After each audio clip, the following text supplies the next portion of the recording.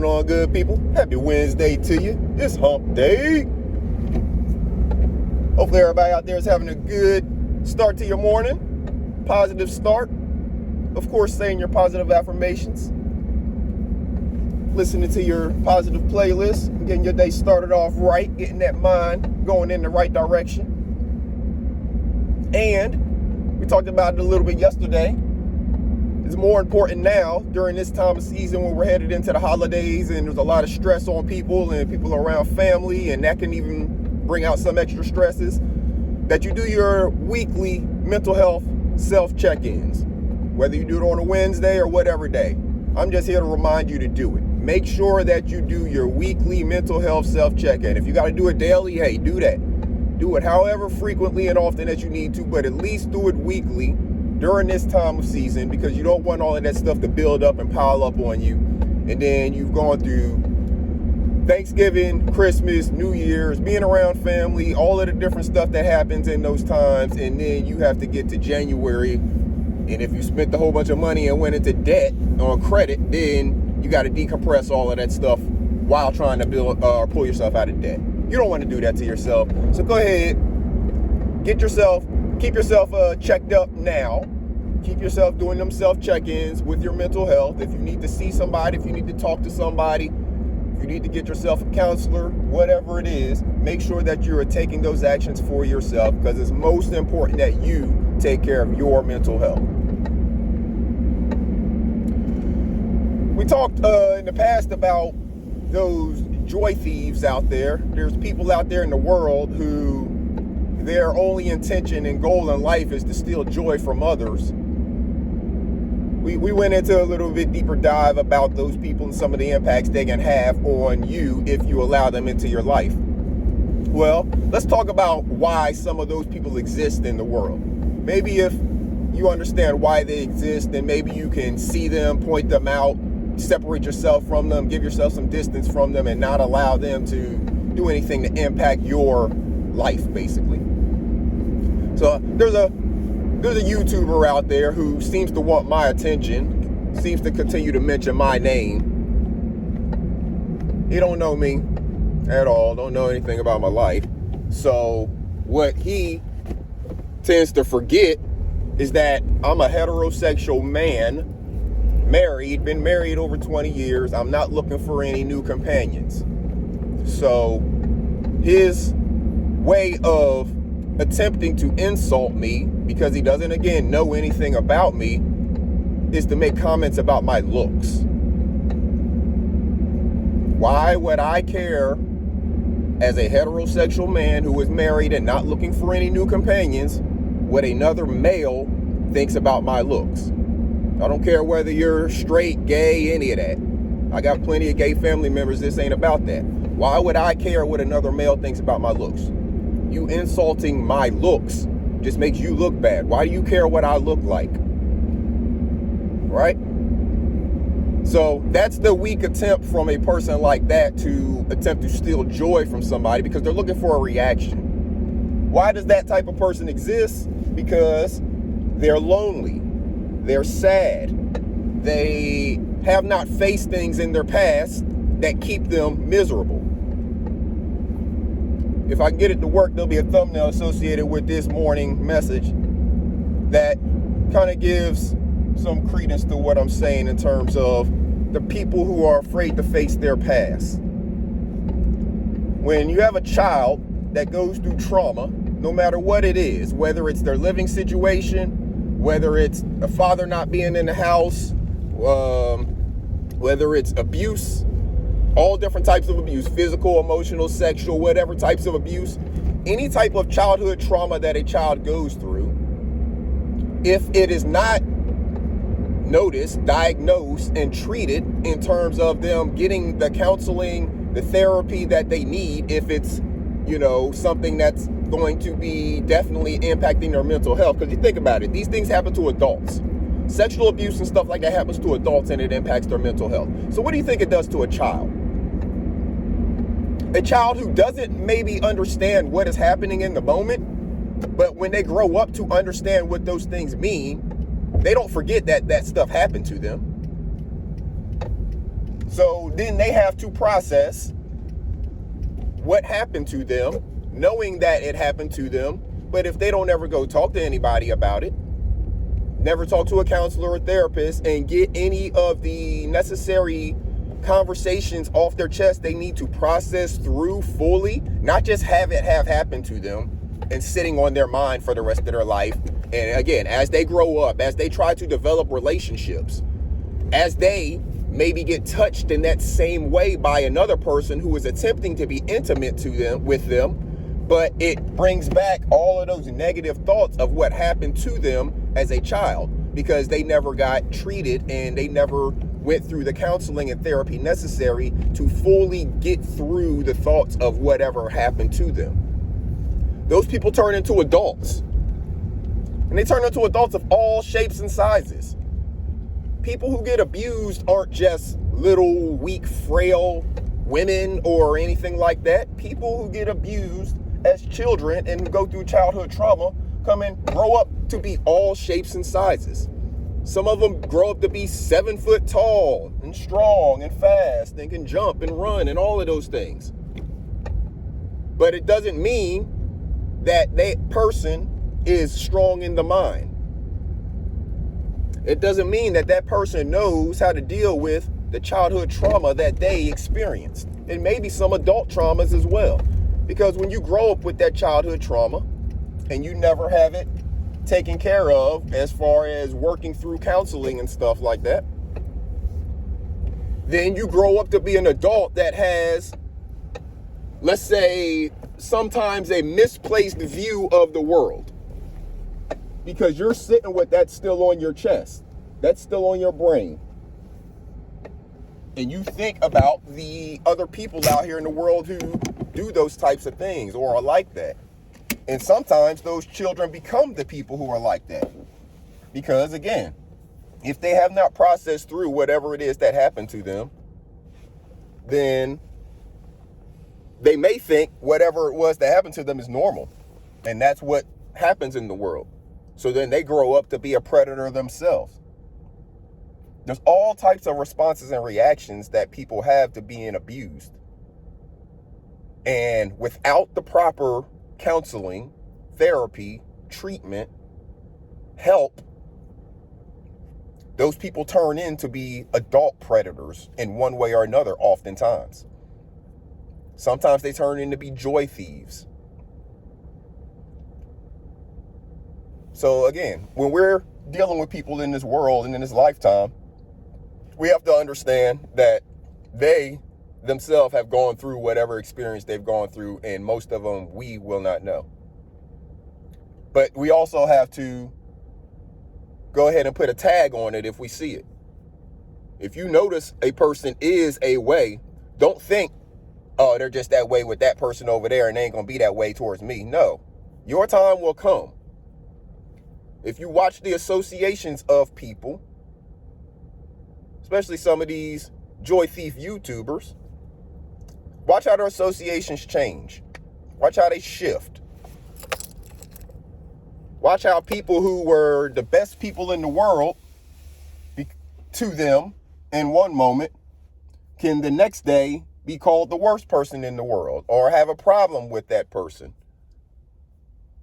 Watch the people who can't have a difference of opinion with a person and continue to walk through the world cordially without it having to be a problem.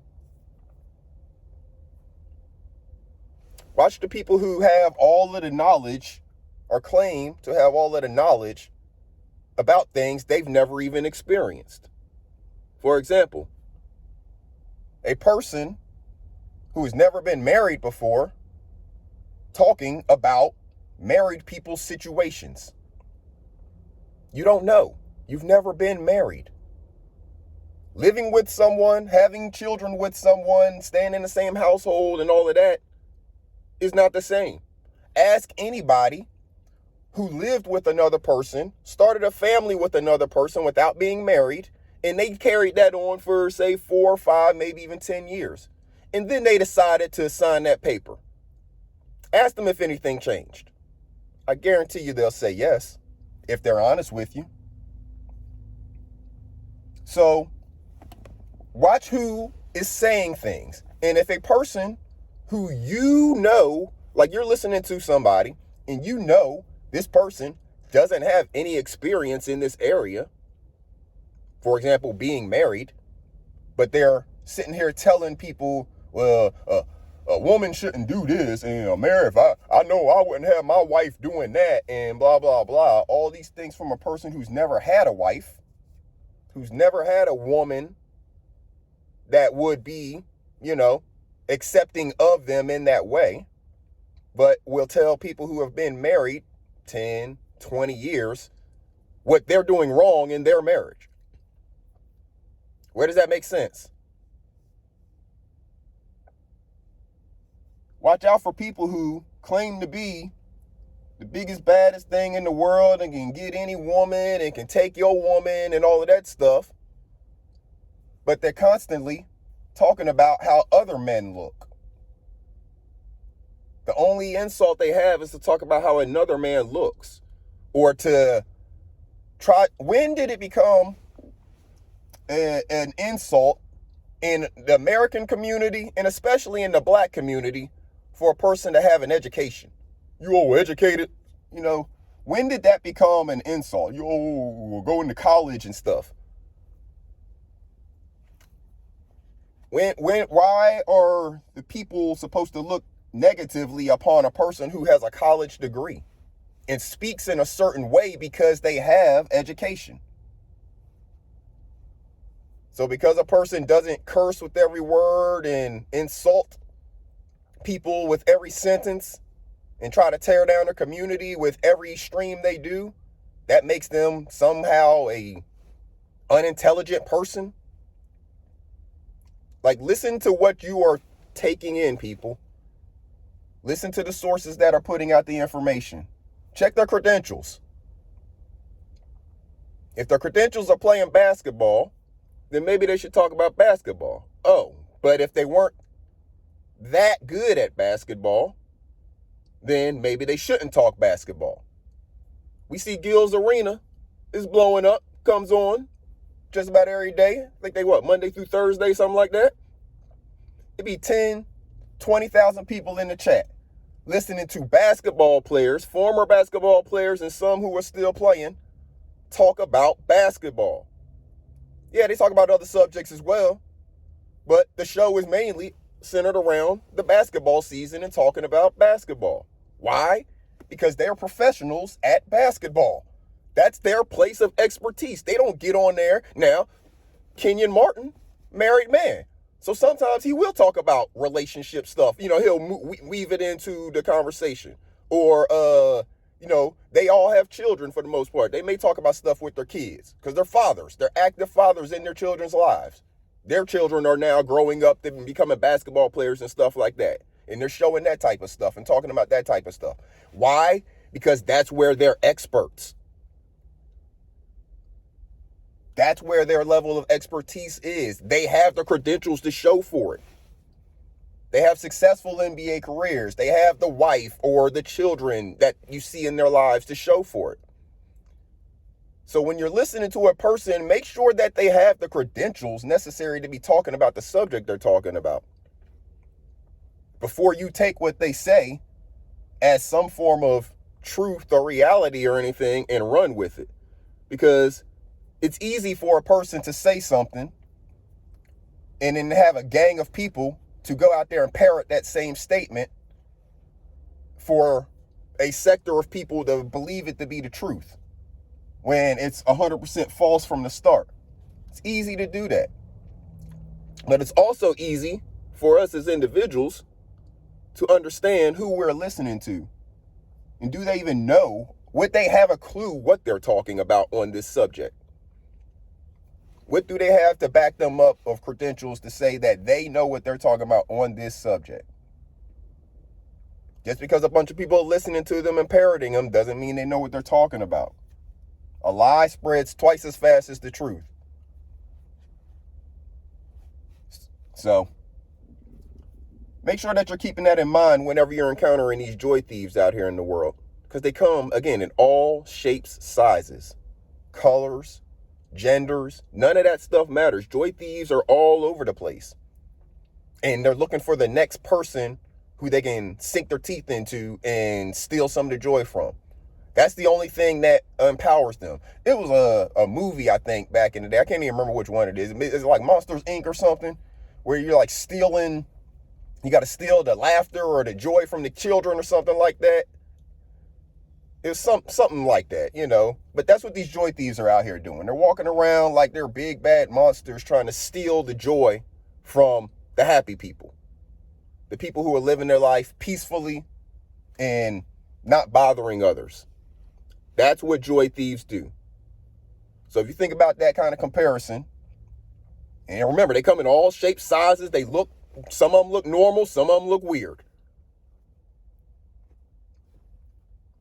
Why does it all go back to that childhood trauma that was unaddressed, untreated, and the people are still afraid to talk about it and deal with it to this very day.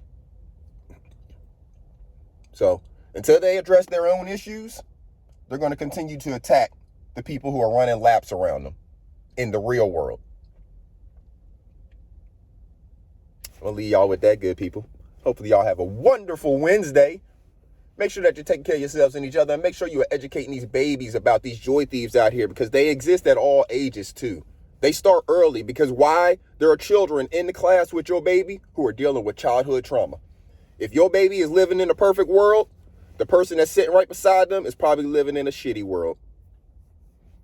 Even your children that are in private school and all of that, just because they're getting paid for to go to school don't mean somebody's not at home abusing them. Does not mean they are not going through some things mentally. Does not mean that, hey, somebody may be putting them in private school but not putting food on the table. There are people who think that way.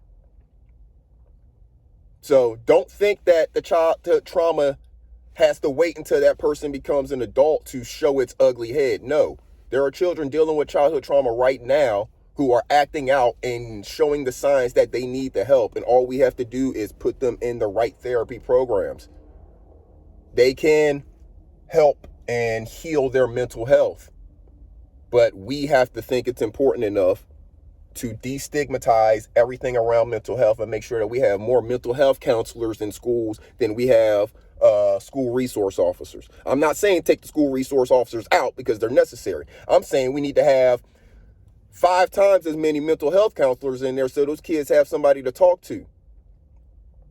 I'm saying that we need to have mental health counseling on every street corner instead of Starbucks, so people can walk into a place and get the help and therapy that they need.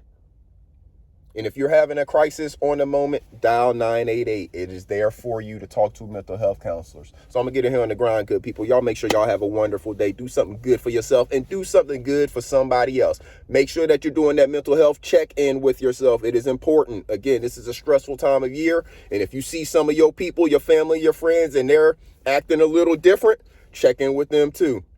We don't need to be hearing about them or reading about them in the newspaper.